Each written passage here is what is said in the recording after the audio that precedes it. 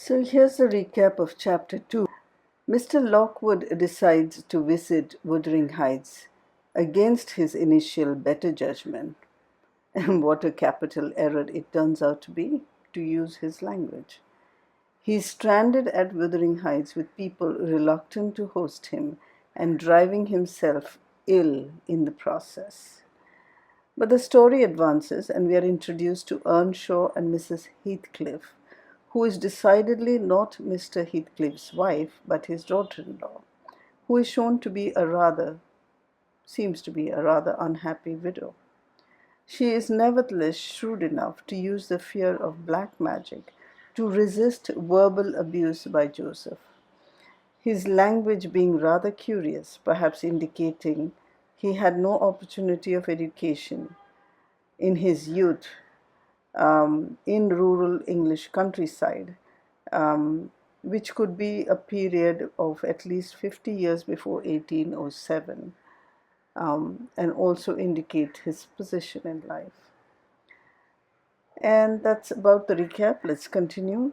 Wuthering Heights, Chapter 3. While leading the way upstairs, she recommended that I should hide the candle and not make a noise, for her master had an odd notion about the chamber she would put me in, and never let anybody lodge there willingly. I asked the reason. She did not know, she answered.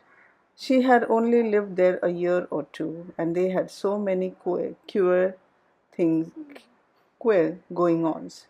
She could not begin to be curious. Too stupefied to be curious myself, I fastened my door and glanced around for the bed. The whole furniture consisted of a chair, a clothes press, and a large oak case with squares cut out near the top, resembling coach windows. Having approached the structure, I looked inside and perceived it to be a singular sort of old-fashioned couch, very conveniently designed to obviate the necessity for every member of the family having a room to himself. In fact, it formed a little closet, and the ledge of a window which it enclosed served as a table. I slid back the panelled sides, not got in with my light, pulled them together again, and felt secure against the vigilance of Heathcliff and everyone else. The ledge where I placed my candle had a few mildewed books piled up in one corner, and it was covered with writing scratched on the paint. This writing, however, was nothing but a name repeated in all kinds of characters, large and small. Catherine Ernshaw. Here and there varied to Catherine Heathcliff, and then again to Catherine Linton. In vapid listlessness, I leant my head against the window and continued spelling over Catherine Earnshaw, Heathcliff, Linton, till my eyes closed, but they had not rested 5 minutes when a glare of white letters started from the dark. As vivid as spectres, the air swarmed with Catherines, and arousing myself to dispel the obtrusive name, I discovered my candle wick reclining on one of the antique volumes and perfuming the place with an odor of roasted calfskin. I snuffed it off, and very ill at ease under the influence of cold and lingering nausea, sat up and spread open the injured tome on my knee. It was a testament, in lean type and smelling dreadfully musty. A fly leaf bore the inscription Catherine Earnshaw, her book, and a date some quarter of a century back. I shut it, and took up another and another till I had examined all. Catherine's library was select, and its state of dilapidation proved it to have been well used, though not altogether for a legitimate purpose. Scarcely one chapter had escaped a pen and ink commentary, at least the appearance of one, covering every morsel of blank that the printer had left. Some were detached sentences, other parts took the form of irregular diary scrawled in an unformed childish hand. At the top of an extra page, quite a treasure, probably when first lighted on, I was greatly amused to behold an excellent caricature of my friend Joseph, rudely yet powerfully sketched. An immediate interest kindled within me for the unknown Catherine, and I began forthwith to decipher her faded hieroglyphics. "An awful Sunday," commenced the paragraph beneath. "I wish my father were back again. Hindley is a detestable substitute. His conduct to Heathcliff is atrocious. H and I are going to rebel. We took our initiatory step this evening. All day had been flooding with rain. We could not go to church, so Joseph must needs get up a congregation in the garret, and while Hindley and his wife basked downstairs before a comfortable fire, doing anything but reading their Bibles. I'll answer for it. Heathcliff, myself, and the unhappy ploughboy were commanded to take our prayer books and mount. We were ranged in a row on a sack of corn, groaning and shivering, and hoping that Joseph would shiver too, so that he might give us a short homily for his own sake. A vain idea. The service lasted precisely 3 hours, and yet my brother had the face to exclaim, when he saw us descending, "What, done already?" On Sunday evenings we used to be permitted to play, if we did not make much noise. Now a mere titter is sufficient to send us into corners. "You forget you have a master here," says the tyrant. "I'll demolish the first who puts me out of temper. I insist on perfect sobriety and silence." "Oh, boy, was that you?" "Francis, darling, put his hair as you go by." I heard him snap his fingers. Frances pulled his head heartily, and then went and seated herself on her husband's knee, and there they were, like two babies, kissing and talking nonsense by the hour. Foolish palaver that we should be ashamed of. We made ourselves as snug as our means allowed in the arch of the dresser. I had just fastened our pinafores together and hung them up for a curtain, when in comes Joseph on an errand from the stables. He tears down my handwork, boxes my ears, and croaks, "T' maister no but just buried, and Sabbath not orid, and 'tis sahand at's gospel still here lugs, and ya dar be blaking. Shame on ye.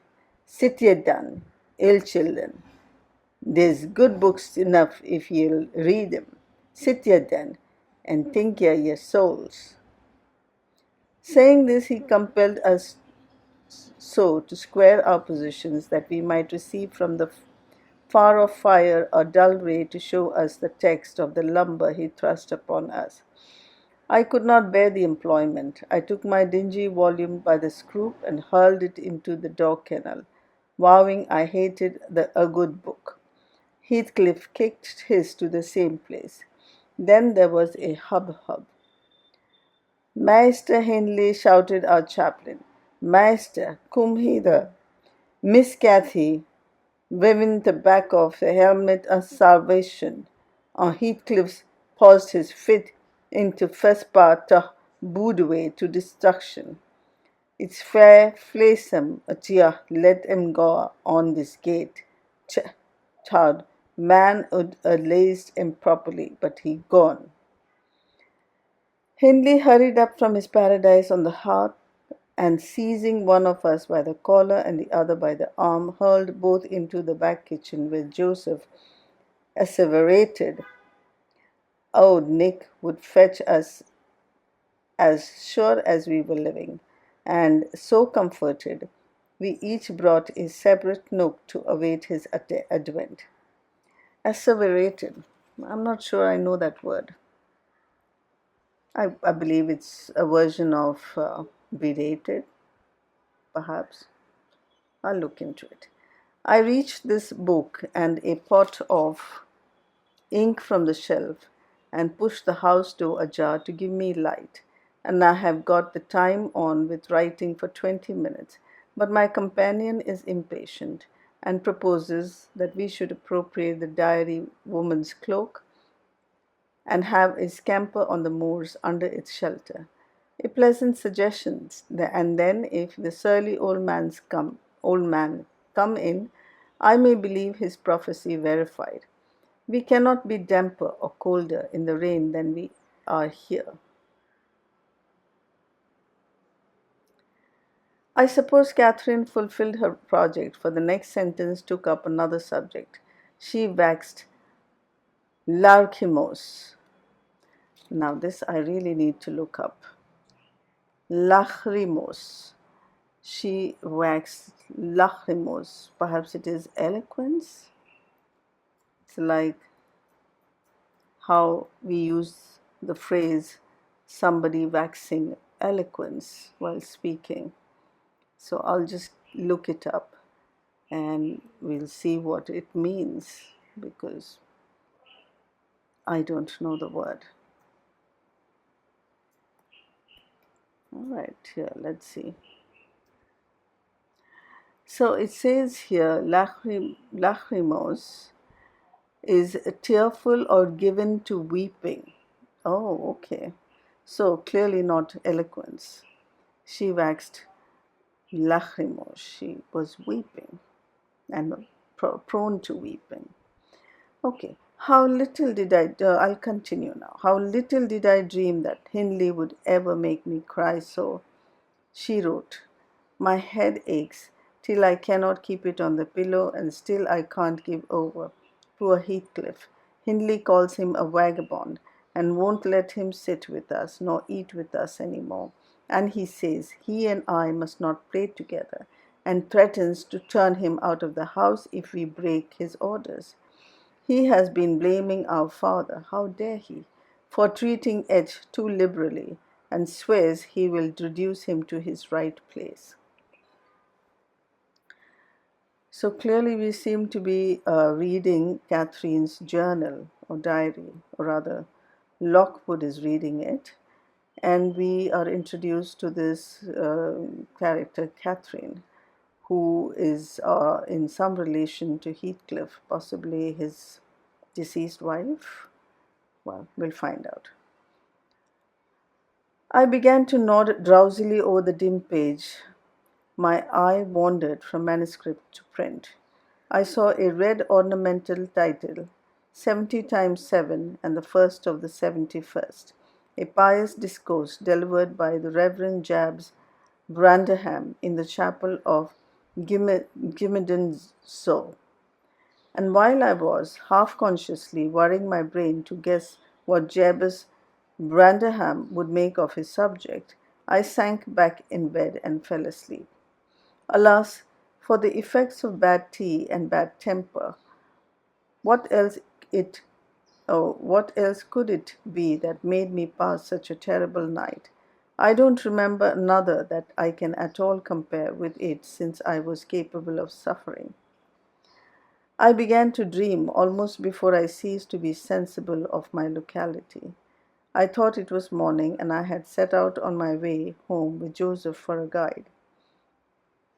The snow lay yards deep in our road, and as we floundered on, my companion wearied me with constant reproaches that I had not brought a pilgrim's staff, telling me that I could never get into the house without one, and boastfully flourishing a heavy-headed cudgel, which I understood to be so denominated. For a moment I considered it absurd that I should need such a weapon to gain admittance into my own residence. Then a new idea flashed across me. I was not going there. We were journeying in to hear the famous Jabs Brandenham preach from the text, 70 times 7, and either Joseph, the preacher, or I had committed the first of the 71st and were to be publicly exposed and communicated. Wonderful. So nicely, such a nice transition it is from, you know, from a waking reality dozing off, and that reality is woven into Lockwood's dream so beautifully that it relates to what he saw when he was awake. That's very well written, I believe. Anyway, to continue, we came to the chapel. I have passed it really in my walks twice or thrice. It lies in the hollow between two hills, an elevated hollow near a swamp whose peaty moisture is said to answer all the purpose of embalming on the few corpses deposited there. The roof has been kept whole hitherto, but as the clergyman's stipend is only £20 per annum, and a house with 2 rooms threatening speedily to determine into one, no clergyman will undertake the duties of pastor, especially as it is currently reported that his flock would rather let him starve than increase the living by 1 penny from their pockets. However, in my dream, Jabez had a full and attentive congregation, and he preached, good God, what a sermon, divided into 490 parts, each fully equal to an ordinary address from the pulpit, and each discussing a separate sin. Where he searched for them, I cannot tell. He had his private manner of interpreting the phrase, and it seemed necessary the brothers should sin different sins on different occasions. They were of the most curious character, odd transgressions that I never imagined previously. Oh, how weary I grew, how I wreathed and yawned and nodded and revived, how I pinched and pricked myself and rubbed my eyes and stood up and sat down again and nudged Joseph to inform me if he could ever have done. I was condemned to hear all out. Finally, he reached the first of the 21st. At that crisis, a sudden inspiration descended on me. I was moved to rise and denounce Jabez Branham as the sinner of the sin that no Christian needs pardon. Sir, I exclaimed, sitting here within these 4 walls, at one stretch, I have endured and forgiven the 490 heads of your discourse. 70 times 7 I have plucked up my hat and been about to depart.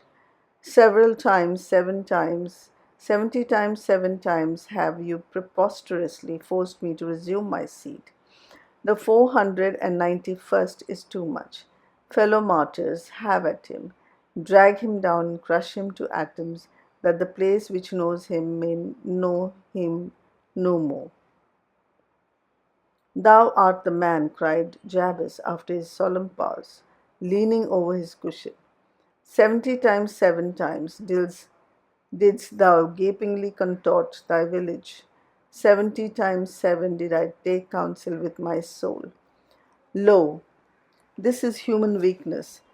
This also may be absolved. The first of this 71st is come.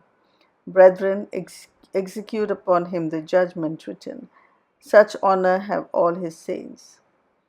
With that concluding word, the whole assembly, exalting their pilgrim staffs, rushed around me in a body, and I, having no weapon to raise in self-defense, commenced grappling with Joseph, my nearest and most ferocious assailant, for his. In the confluence of the multitude, several clubs, crossed bows aimed at me, fell on the scones.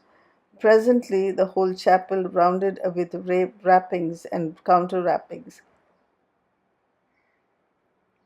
Every man's hand was against his neighbor, and Branham, unwilling to remain idle, poured forth his zeal in a shower of loud taps on the board of the pulpit, which responded so smartly that at last, to my unspeakable relief, they woke me. And what was it that had suggested the tremendous tumult, and what had played Jab's part in the row? Merely the branch of a fir tree that touched my lattice as a blaze wailed by and rattled its dry scones against the planes. I listened doubtingly an instant, detected the disturber, then turned and dozed and dreamt again, if possible, still more disagreeable than before. This time I remember I was lying in the oak tree, and I heard distinctly the gutsy wind and the driving of the snow. I heard also the fir bow repeat its testing sound and ascribed it to the right cause. But it annoyed me so much that I resolved to silence it, if possible, and I thought. I rose and endeavored to unhasp the casement. The book was soldered into the staple, a circumstance observed by me when awake but forgotten. I must stop it, nevertheless, I muttered, knocking my knuckles through the glass, and something an arm out to sneeze the impossible branch, instead which my fingers closed on the fingers of the little ice cold hand. The intense horror of nightmare came over me. I tried to draw back my arm, but the hand clung to it, and a most melancholy voice sobbed, "Let me in, let me in. Who are you?"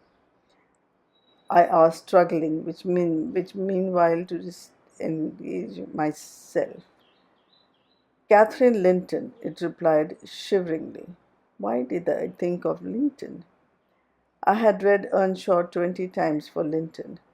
I'd come home. I'd lost my way on the moor. As it spoke, I discerned obscurely a child's face looking through the window. Terror made me cruel, and finding it tempo, useless to attempt shaking the creature off, I pulled its wrist onto the broken pane and rubbed it to and fro till the blood ran down and soaked the bedclothes. Still it wailed, "Let me in," and maintained its tenacious gripe, almost maddening me further. "How can I said at length. "Let me go if you want me to let you in." I snatched mine through the hole, hurriedly piled the books in a pajama against it, and stopped my ears to exclude the lamentable prayer. It seemed to work. It seemed to keep them closed above a quarter of an hour, yet the instant I listened again, there was the doleful cry moaning on. "Begone," I shouted. "I'll never let you in, not if you beg for 20 years. "It is 20 years, moaned the voice. 20 years. I've been away for 20 years. Theriet began a feeble scratching outside, and the pile of books moved as if thrust forward. I tried to jump up, but I could not still stir a limb, and so yelled aloud in a frenzy of fright. To my confusion, I discovered the yell was not ideal. Hasty footsteps approached my chamber door. Somebody pushed it open with a vigorous hand, and a light glimmered through the squares at the top of the bed. I sat shuddering yet and wiping the perspiration from my forehead. The intruder appeared to hesitate and muttered to himself. At last he said in a half whisper, plainly not expecting an answer, "Is there one here?" I considered it best to confess my presence, for I knew Heathcliff's assent, and he feared he might search further if I keep quiet. With this intention, I turned and opened the panels. I shall not soon forget the effect of my action produced. Heathcliff stood near that entrance, in his shirt and trousers, with a candle dripping over his fingers, and his face as white as the wall behind him. The first creak of the oak startled him like an electric shock. The light leaped from his hold to a distance of some feet, and his agitation was so extreme that he could hardly pick it up. "It is only your guest, sir," I called out, desirous to spare him the humiliation of exposing his own cowardice further.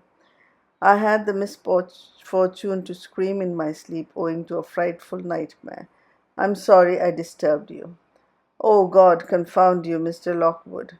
I wish you were at the," commenced my host, settling the candle on the chair because he found it impossible to hold it steady. "And who showed and you up to this room?" he continued, crushing his nails into his palms and grinding his teeth to subdue the maxillary convulsions. "Who was it? I have a good mind to turn them out of the house this moment." "It was your servant Zillah," I replied, flinging myself onto the floor and rapidly resuming my garments. "I should not care if you did, Mr. Heathcliff. She richly deserves it. I suppose that she wanted to get another proof that the place was haunted at my expense. Well, it is, swarming with ghosts and goblins. You have reason in shutting it up, I assure you. No one will thank you for a doze in such a den." "What do you mean?" asked Heathcliff, "and what are you doing?" "Lie down and finish out the night, since you are here. But, for heaven's sake, don't repeat that horrid noise. Nothing could excuse it, unless you were having your throat cut." "If the little fiend had got in at the window, she probably would have strangled me," I returned.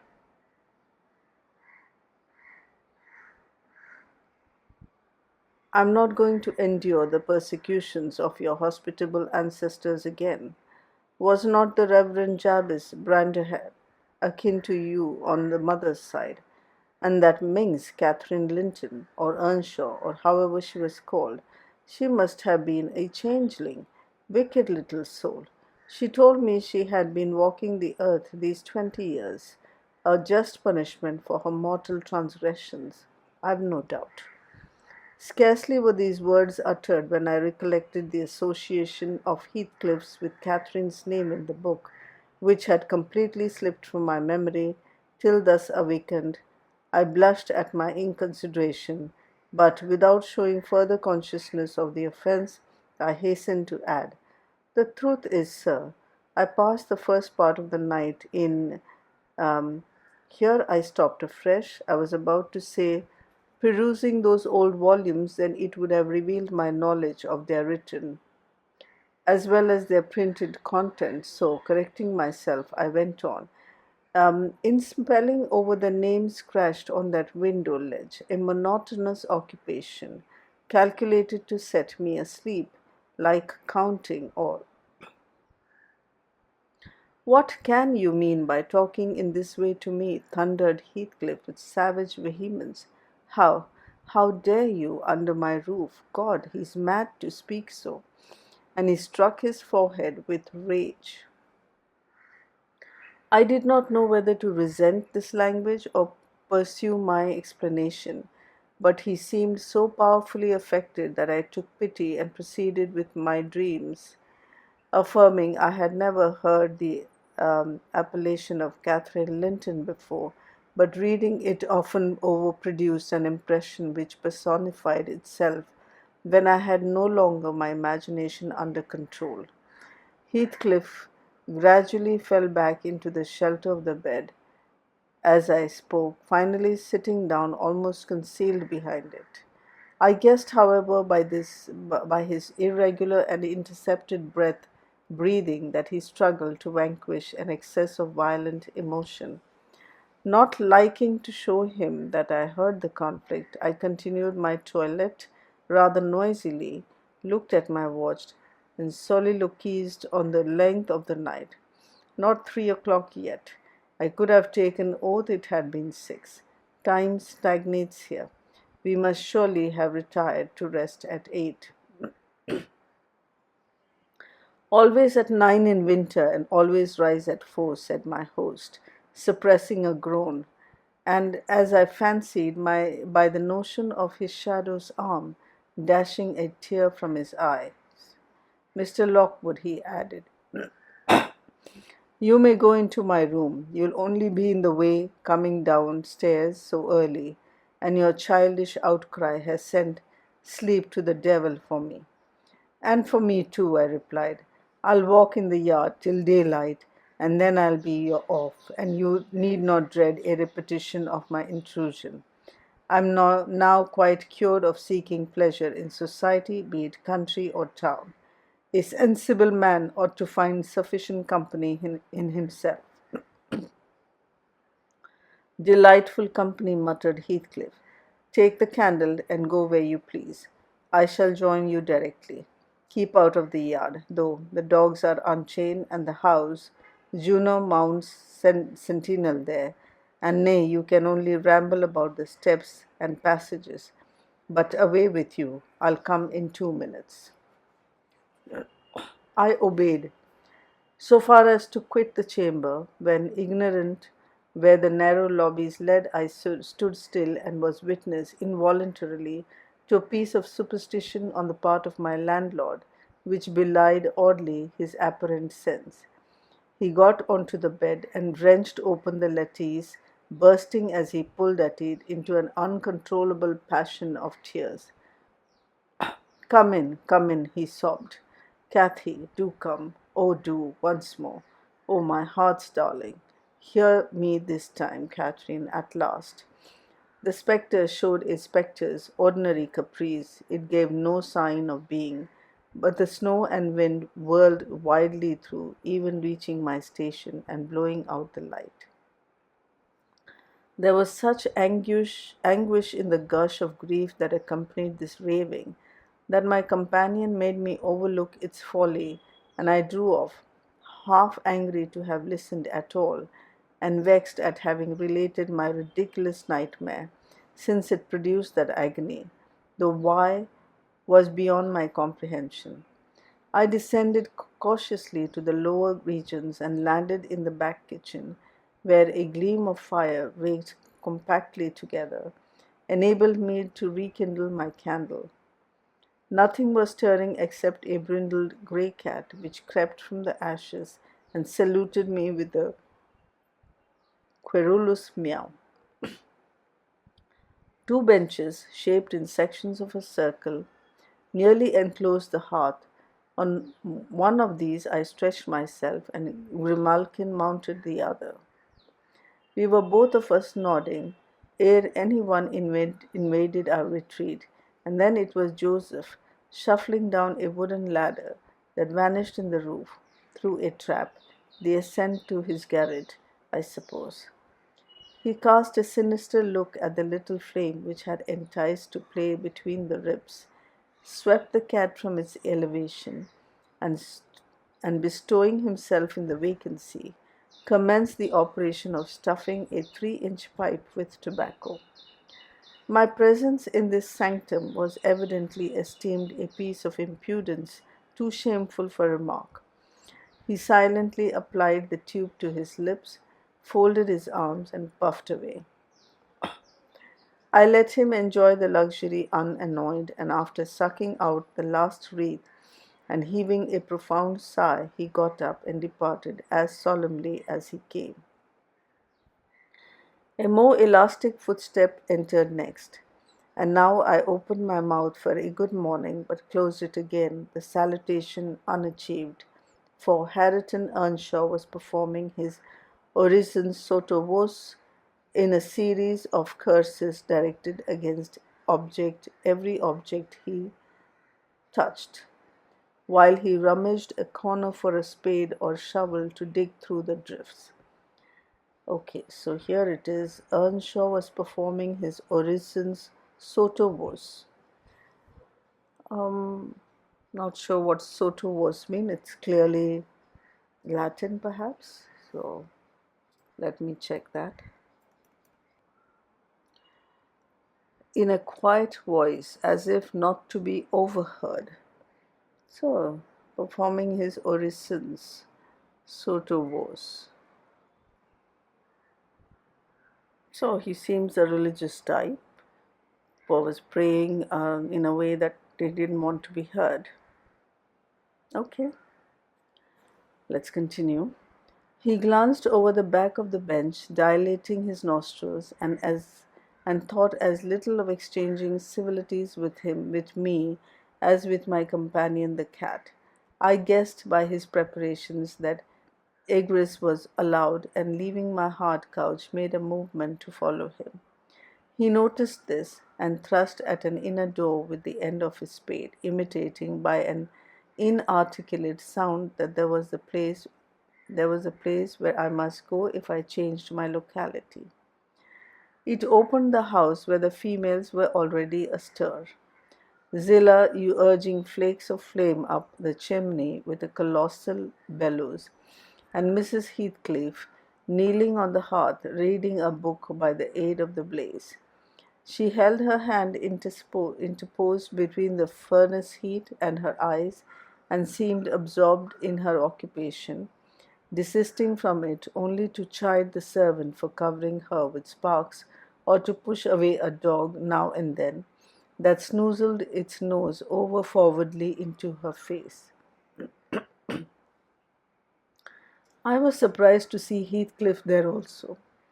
He stood by the fire, his back towards me, just finishing a stormy scene to poor Zillah, who ever and anon interrupted her labour to pluck up the corner of her apron and heave an indignant groan. "And you worthless!"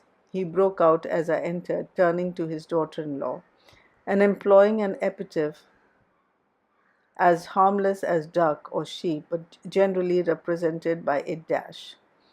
"There you are, at your idle tricks again. The rest of them do earn their bread. You live on my charity. Put your trash away and find something to do. You shall pay me for the plague of having you eternally in my sight. Do you hear, damnable jade?" "I'll put my trash away because you can make me if I refuse," answered the young lady, closing her book and throwing it on a chair. "But I'll not do anything, though you should swear your tongue out except what I please." Heathcliff lifted his hand, and the speaker sprang to a safe distance, obviously acquainted with its weight. Having no desire to be entertained by a cat and dog combat, I stepped forward briskly, as if eager to partake the warmth of the hearth, and innocent of any knowledge of the interrupted dispute. Each had enough decorum to suspend further hostilities. Heathcliff placed his fists, out of temptation, in his pockets. Mrs. Heathcliff curled her lips and walked to a seat far off, where she kept her word by playing the part of a statue during the remainder of my stay. That was not long. I declined joining their breakfast, and at the first gleam of dawn took an opportunity of escaping into the free air, now clear and still, and cold as impalpable ice. My landlord hallooed for me to stop ere I reached the bottom of the garden, and offered to accompany me across the moor. It was well he did, for the whole hill back was one billowy white ocean, the swells and falls not indicating corresponding rises and depressions in the ground. Many pits, at least, were filled to a level, and entire ranges of mounds, that refuse of the quarries, blotted out from the chart which my yesterday's walk left pictured in my mind. I had remarked on one side of the road, at intervals of 6 or 7 yards, a line of upright stones continued through the whole length of the barren. These were erected and daubed with lime on purpose to serve as guides in the dark, and also when a fall like the present confounded the deep swamps on either hand with the firmer path. But excepting a dirty dot pointing up here and there, all traces of their existence had vanished, and my companion found it necessary to warn me frequently to steer to the right or left when I imagined I was following correctly the windings of the road. We exchanged little conversation, and he halted at the entrance of Thrushcross Park, saying, I could make no error there. Our adieu was limited to a hasty bow, and then I pushed forward, trusting to my own resources, for the porter's lodge is untenanted as yet. The distance from the gate to the grange is 2 miles. I believe I managed to make it 4, what with losing myself among the trees and sinking up to the neck in snow, a predicament which only those who have experienced it can appreciate. At any rate, whatever were my wanderings, the clock chimed 12 as I entered the house, and that gave exactly an hour for every mile of the usual way from Wuthering Heights. My human fixture and her satellites rushed to welcome me, exclaiming tumultuously they had completely given me up. Everybody conjectured that I perished last night, and they were wondering how they must set about the search for my remains. I bid them to be quiet now that they saw me return, and benumbed to my very heart, I dragged upstairs, whence, after putting on dry clothes and pacing to and fro 30 or 40 minutes to restore the animal heat, I am adjourned to my study, feeble as a kitten, almost too much so to enjoy the cheerful fire and smoking coffee which the servant has prepared for my refreshment. End of chapter 3.